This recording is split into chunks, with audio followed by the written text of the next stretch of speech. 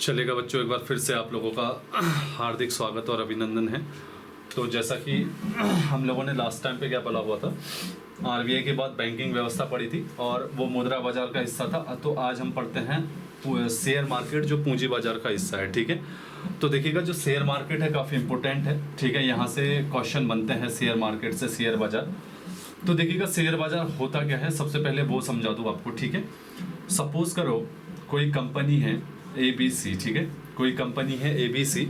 ठीक है, तो इस कंपनी ने मार्केट में अपने शेयर लॉन्च किए 1000 शेयर जो है मार्केट में लॉन्च किए। ठीक है, तो 1000 शेयर मार्केट में लॉन्च किए, तो एक शेयर का प्राइस सपोज करो कितना है, 100 रुपये। तो 1000 शेयर का मूल्य कितना होगा, 1000 गुणा 100 कर लो, तो 1 2 3 4 5 यानी कि कई दहाई सैकड़ा हजार 10,000 लाख, तो 1 लाख पूरा मूल्य होगा, क्योंकि एक शेयर का मूल्य जो कितना है 100 रुपये है। तो ABC जो कंपनी है ये क्या करेगी, अपने शेयर जो है मार्केट में लॉन्च करेगी। ठीक है, मार्केट में इसने लॉन्च किए। अब मार्केट में लॉन्च करने के बाद कंपनी के शेयर, अब जो मार्केट में शेयर लॉन्च कर दिया है, अब उनको लेने के लिए कस्टमर्स आएंगे। ठीक है, माना कि 3 कस्टमर आए, कौन कौन से, सपोज करो X Y और Z। समझेगा इस चीज को। ठीक है, तो 3 कस्टमर आए X Y Z। तो X ने 100 शेयरों में से 1000 शेयरों में से 500 शेयर लिए, Y ने 250 शेयर लिए और Z ने 250 शेयर लिए। तो X ने 500 लिए, Y ने 500 लिए और Z ने 250 लिए। तो इस प्रकार से तीनों के मिला के 1000 हो गए। ठीक है, तो इन्होंने कितना दिया, A ने 100 रुपए के हिसाब से दिए, 500 शेयर लिए, तो इसने 50,000 रुपए दिए। ठीक है, 50,000 रुपए दिए। B ने 250 लिए, तो 100 के हिसाब से इसने 25,000 दिए। ठीक है, और Z ने भी इसी प्रकार से 100 दिए, तो Z ने कितने ले लिए, 25,000 ले लिए। अब ये शेयर है, तो देखिएगा यहाँ पे कंपनी थी ABC, इसके 100 शेयर जो है 1000 शेयर मार्केट में लॉन्च किए। X ने 500 लिए, Y ने 250 लिए, Z ने 250 लिए। अब इस कंपनी का मालिक देखिएगा कौन होगा, X, Y और Z इस कंपनी के मालिक होंगे। समझ में आया ना। अब इनका जो प्रॉफिट रेशियो होगा 500, 250 और 250, यानी कि 2 1 1 है ना, यही तो बनेगा। मैथ्स आपकी अच्छी है। तो इसमें क्या होगा, जो भी प्रॉफिट होगा, बाय सपोज करो 10 रुपए प्रॉफिट होगा, तो 10 रुपए में से आप मान के चल लो कि 100 रुपए का प्रॉफिट होगा। सपोज करो 100 में से 3 शेयर है। ठीक है, 2/4, क्योंकि टोटल 4 है, 4 जोड़ दोगे तो 25। ठीक है, तो B को 100 रुपए में से 50 रुपए का फायदा होगा, A को 25 का होगा और Z को 25 का होगा। समझ रहे हो। तो इस प्रकार से इनको फायदा होगा। मुद्दा ये है कि डायरेक्टली देखिएगा जो कंपनी होती है वो पैसों में डील नहीं करती है, वो करती है शेयर में डील। इसके 1000 शेयर थे और इसने 1000 शेयरों को मार्केट में लॉन्च किया, तो X Y Z ने लिया। X ने 500 लिए, Y ने 250 लिए और Z ने 250 लिए। तो इस प्रकार से अब इस कंपनी के मालिक जो होंगे X Y Z हो गए। समझ में आना, एक मिनट। इस प्रकार से इस कंपनी के मालिक जो हो गए X Y और Z हो गए। समझ में आना, X Y और Z इस कंपनी के क्या हो गए, मालिक हो गए, ऑनर्स हो गए। अब देखिएगा कल के दिन में बाई सपोज आप करो X के घर कोई फंक्शन है। ठीक है, X के पास 500 शेयर हैं। डायरेक्ट तो X जो है क्या करते हैं, अपने शेयर बेच सकता नहीं है। अब ऐसी स्थिति में X जब अपने मार्केट मतलब अपने शेयर बेचना चाहेगा, तो शेयर मार्केट में इसको क्या करना पड़ेगा, एक्सचेंज जो होते हैं। ठीक है, एक्सचेंज, शेयर एक्सचेंज जो होते हैं, स्टॉक एक्सचेंज, यही आपको पढ़ना है। तो ये जो X होगा, इसने 500 शेयर बेचने हैं, तो ये अब जो है बंदा, समझ में आया ना, क्योंकि देखिएगा ABC को तो नहीं बेच सकता भाई, क्योंकि ABC तो एक कंपनी है, ये तो एक कंपनी है, इसका ऑनर X है। समझ में आया ना। कल के दिन में X को ही जरूरत पड़ेगी अपने शेयर बेचने की, तो ABC को थोड़ी बेचेगा, ABC तो कंपनी है। ये बेचने जाएगा कहाँ पे, स्टॉक एक्सचेंज पे। अब स्टॉक एक्सचेंज पे जो है ये बेचने जाएगा, तो स्टॉक एक्सचेंज पहली शर्त क्या रखता है, तो स्टॉक एक्सचेंज पहली शर्त रखता है कि पहली बात तो ABC जो है वो स्टॉक एक्सचेंज में सूचीबद्ध होनी चाहिए। समझ में आना, क्या होनी चाहिए, सूचीबद्ध होनी चाहिए। अगर स्टॉक एक्सचेंज में ABC कंपनी सूचीबद्ध नहीं है, तो जो X है वो अपने 500 शेयर मार्केट में नहीं बेच सकता, याद रखेगा। तो इसके लिए सबसे पहले क्या करना पड़ेगा, X को ABC कंपनी को सूचीबद्ध करना पड़ेगा, किसको, स्टॉक एक्सचेंज में। अब जब स्टॉक एक्सचेंज में ये सूचीबद्ध करेगा, तो ठीक है, ये स्टॉक एक्सचेंज कौन कौन से होते हैं ये देखिएगा। स्टॉक एक्सचेंज कौन कौन से होते हैं जब ये सूचीबद्ध करेगा, तो जब सूचीबद्ध स्टॉक एक्सचेंज को करेगा तो ये स्टॉक एक्सचेंज है, जैसे मुंबई स्टॉक एक्सचेंज, समझ में आना, मुंबई स्टॉक एक्सचेंज यहां पे जाएगा और मुंबई स्टॉक एक्सचेंज से करेगा कि भैया एबीसी कंपनी को आप क्या करो, मुंबई स्टॉक एक्सचेंज में सूचीबद्ध करो। इसके लिए मुंबई स्टॉक एक्सचेंज कुछ कानूनी प्रावधान करेगा, उसके बाद क्या करेगा, एबीसी कंपनी को मुंबई स्टॉक एक्सचेंज में जो है याद रखेगा क्या कर देगा, सूचीबद्ध कर देगा। अब ये सिर्फ क्या करता है, सूचीबद्ध करता है। अब इस प्रकार से वर्तमान में मुंबई स्टॉक एक्सचेंज में सूचीबद्ध होने वाली कंपनियों की संख्या 5400 है। समझ में आना, कितनी है, 5400। इन 5400 में से एक एबीसी भी थी। अब क्या होगा, अब एबीसी कंपनी इसमें सूचीबद्ध हो गई है, तो इसमें से एक्स के शेयर बेचने हैं कितने, 500, ठीक है। अब इसके शेयर बेचेगा कौन, इसके भाव बढ़ाएगा कौन और घटाएगा कौन। तो इसके लिए शेयर मार्केट में दो बंदे होते हैं, एक होता है बुल्स होता है, एक होता है बियर। बुल्स को आप बोलते हो तेजड़िया और बियर्स को बोलते हो मंदड़िया। तो क्वेश्चन आता है कि बुल्स और बियर्स किस मार्केट के शब्दावली है, तो शेयर मार्केट। बुल्स को क्या बोला जाता है, तेजड़िया, और बियर को बोला जाता है मंदड़िया। जैसे कि आपको पता है बुल्स मतलब तेजड़िया, तो ये किसी भी कंपनी के शेयरों को बढ़ाने का काम करते हैं, शेयरों के भाव को बढ़ाने का काम करते हैं, याद रखिएगा। बुल्स जो है किसी भी शेयर के भाव को बढ़ाने का काम करते हैं, और बियर जो होते हैं मंदड़िया, जैसे कि नाम से ही पता है, किसी भी मार्केट में शेयरों के भाव को कम करने का काम करते हैं। और इन दोनों को ही मार्केट का दलाल बोला जाता है, याद रखिएगा। इन दोनों को ही मार्केट का क्या बोला जाता है, दलाल बोला जाता है।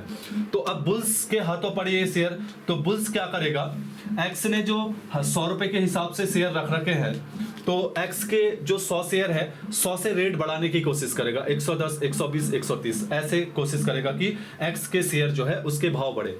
अगर ये शेयर बियर्स के हाथ यानी कि मंदड़िया के हाथ पड़ेंगे, तो मंदड़िया क्या करेगा, इनको कम करने का काम करेगा। तो समझ में आना, तो मार्केट में जो बुल्स एंड बियर्स होते हैं, तेजड़िया और मंदड़िया, ये शेयरों को घटाने और बढ़ाने का काम करते हैं। तो मार्केट में इन्होंने क्या किया, इन शेयरों को बढ़ाने और घटाने का काम किया। सपोज करो बुल्स को ये शेयर मिले और बुल्स ने इसके 500 शेयर बेचने के लिए क्या है, मार्केट में दलाली की, और इसने क्या किया, 100 से 110 रुपए भाव कर दिए। समझ में आना। तो अब जो एक्स को भाव मिलेंगे वो न कि 100 के हिसाब से, 110 के हिसाब से। क्यों, क्योंकि जो मार्केट में बुल्स तेजड़िया है उन्होंने उसके भाव को बढ़ा दिया है। अब दूसरी कंडीशन में ये बियर्स यानी कि मंदड़िया को मिले, तो मंदड़िया ने क्या कर दिया, 100 से इसके भाव 90 कर दें।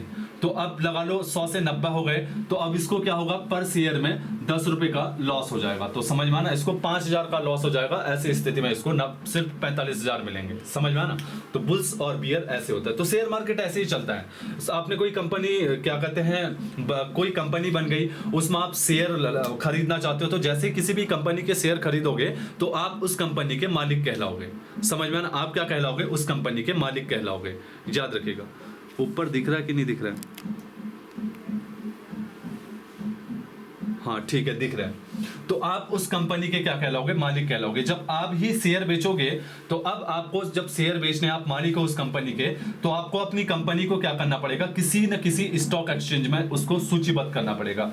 माना हम एग्जांपल लेते हैं कि जैसे मुंबई स्टॉक एक्सचेंज है, ये एक एक्सचेंज मार्केट है, तो आप मुंबई स्टॉक एक्सचेंज के पास जाएंगे, वहां पे अपनी कंपनी को सूचीबद्ध करेंगे। मुंबई स्टॉक एक्सचेंज जैसे ही आपकी कंपनी को सूचीबद्ध करेगा, तो वैसे ही आप अपने शेयर बेचना चाहते हो, तो आपके शेयर बेचने के लिए वहां पे मार्केट में दो टर्म्स आ जाएंगे, बुल्स और बियर्स, जिन्हें तेजड़िया और मंदड़िया कहते हैं। एक बंदा आपके शेयर को, तेजड़िया आपके शेयरों के भाव को बढ़ाने का काम करेगा, और मंदड़िया जो है आपके शेयरों को घटाने का काम करेगा। समझ में आया ना।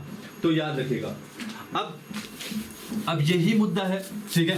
तो स्टॉक एक्सचेंज क्या होता है, एक प्रकार से वहां पे आपकी कंपनी सूचीबद्ध है, तो आपके शेयरों की क्रय विक्रय हो सकता है, याद रखिएगा, ठीक है।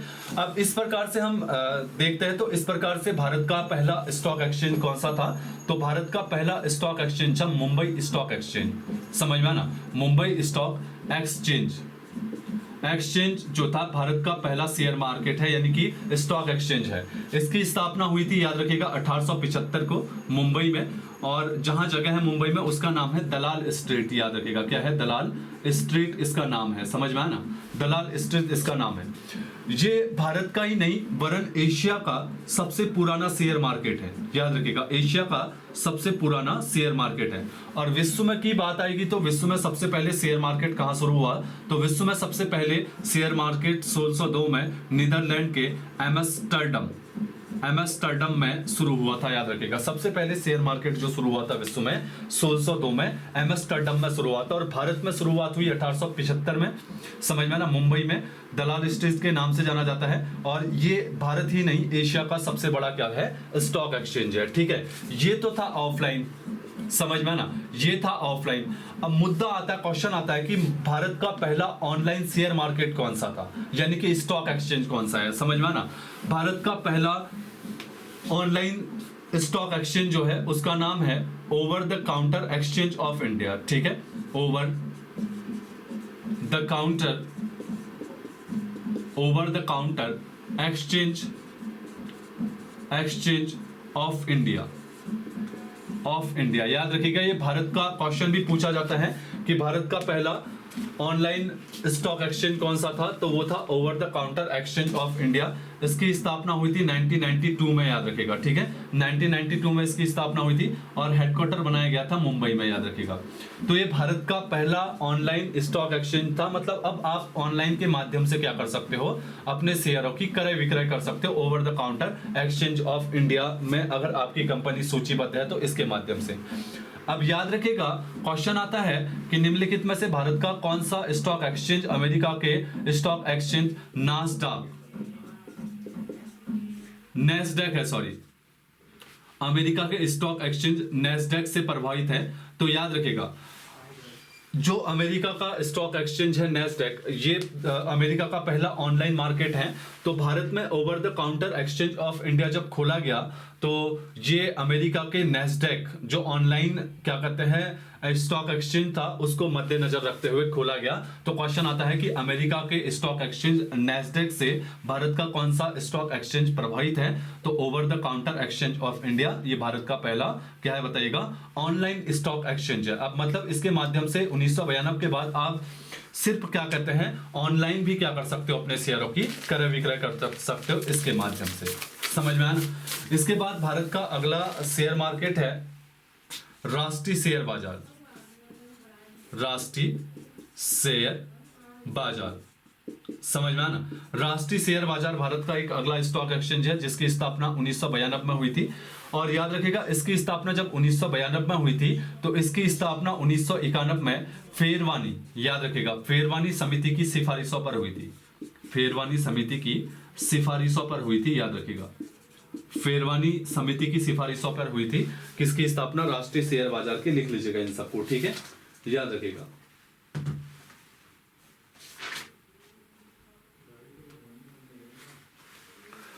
अब जो राष्ट्रीय शेयर बाजार है, ठीक है, इसे बोलते हैं NSE, नेशनल स्टॉक एक्सचेंज। राष्ट्रीय शेयर सूचकांक, शेयर बाजार या शेयर सूचकांक कह सकते हो, स्टॉक एक्सचेंज, ठीक है। तो NSE से बोलते हो। फेरवानी समिति की सिफारिशों पर 1991 में फेरवानी समिति बनाई गई थी और इसकी सिफारिश पर 1992 में इसकी स्थापना हुई, याद रखेगा। इसमें वर्तमान में याद रखेगा जो सूचीबद्ध कंपनियों की संख्या है वो है 1400, समझ में ना? वर्तमान में इसमें सूचीबद्ध कंपनियों की संख्या है कितनी बताइएगा? 1400। इसमें से भी इसकी जो सबसे बड़ी है 50 कंपनियां, 50 कंपनियां सबसे बड़ी है जो इसने क्या कर रखी है? सिलेक्ट कर रखी है। तो इन 50 कंपनियों को क्या बोला जाता है? Blue chip company. Blue chip company वो कंपनी होती है जो हमेशा इन 1400 कंपनियों में टॉप में रहती है। अगर आपने इनमें पैसा लगा दिया तो इनकी मार्केट वैल्यू ही ऐसी होती है करंट में कि ये टॉप 15 में चलने वाली कंपनियां हैं।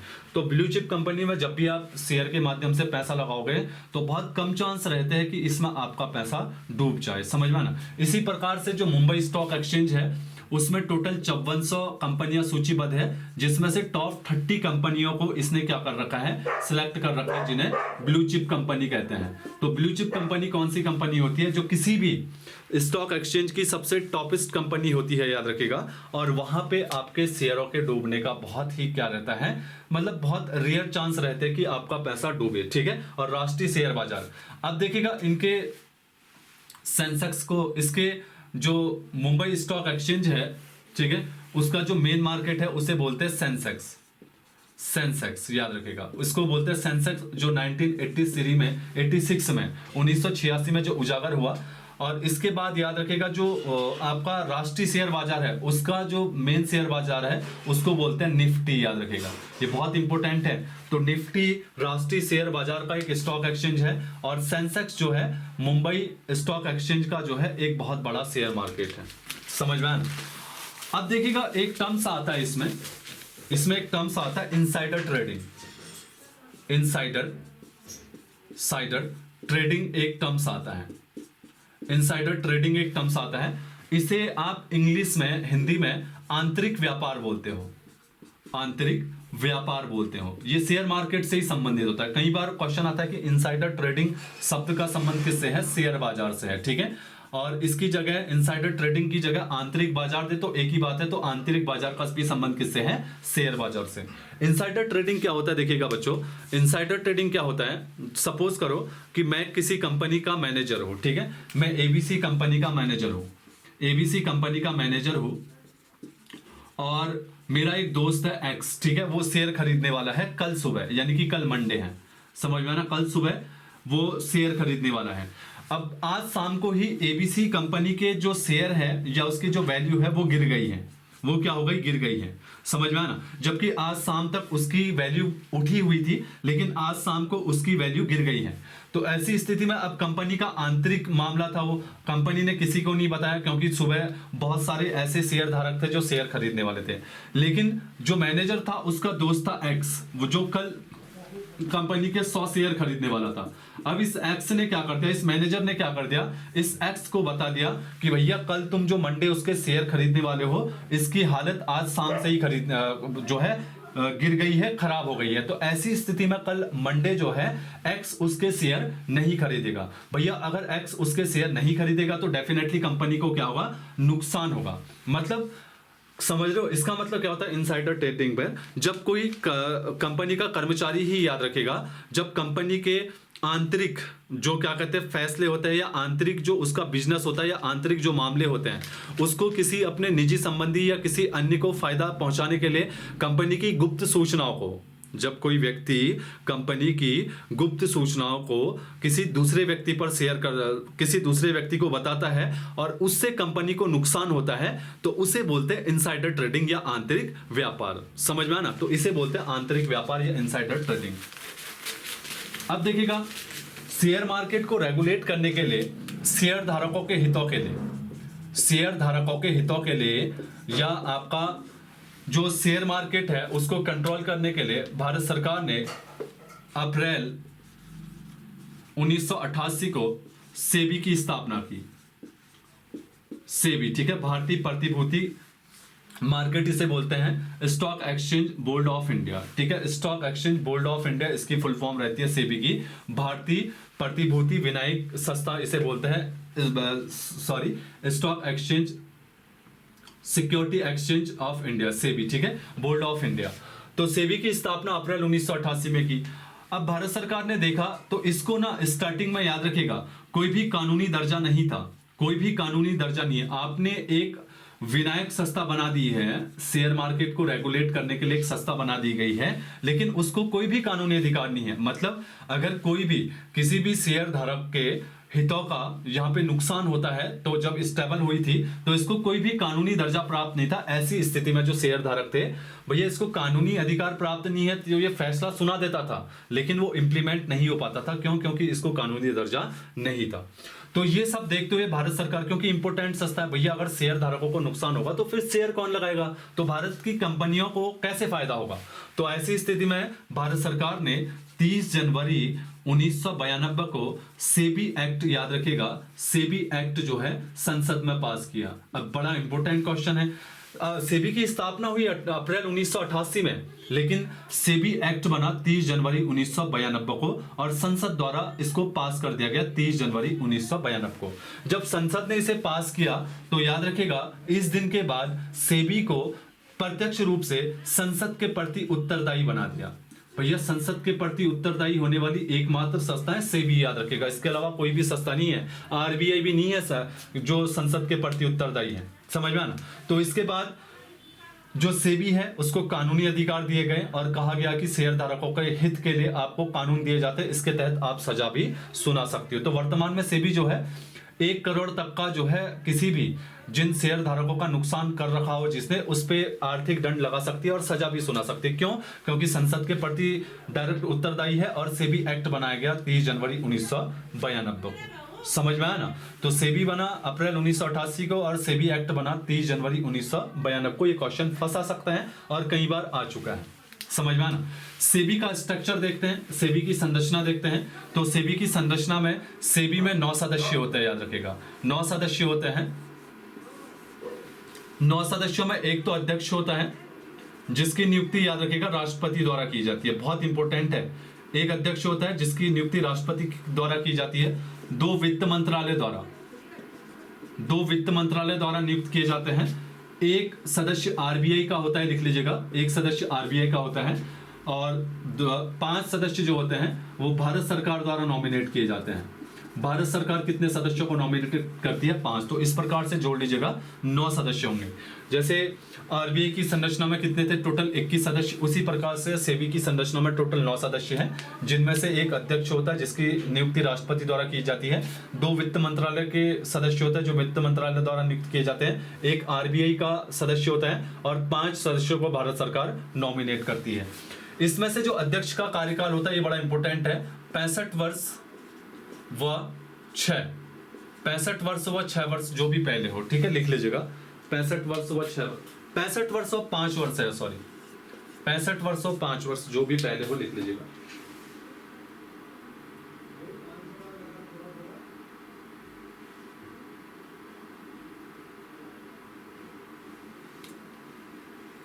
ठीक है, लिख लीजिएगा सब।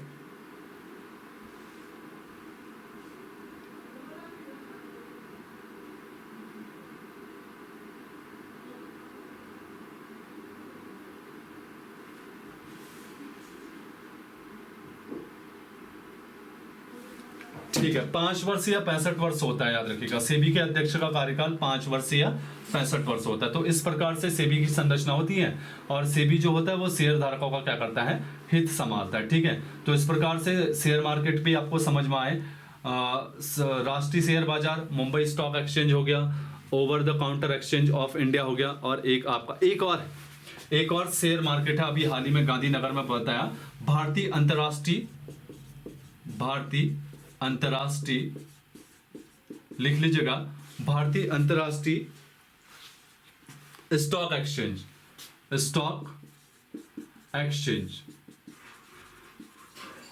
ठीक है। अंतरराष्ट्रीय स्टॉक एक्सचेंज, भारतीय अंतरराष्ट्रीय स्टॉक एक्सचेंज, ये हाल ही में बनाया गया 2017 में।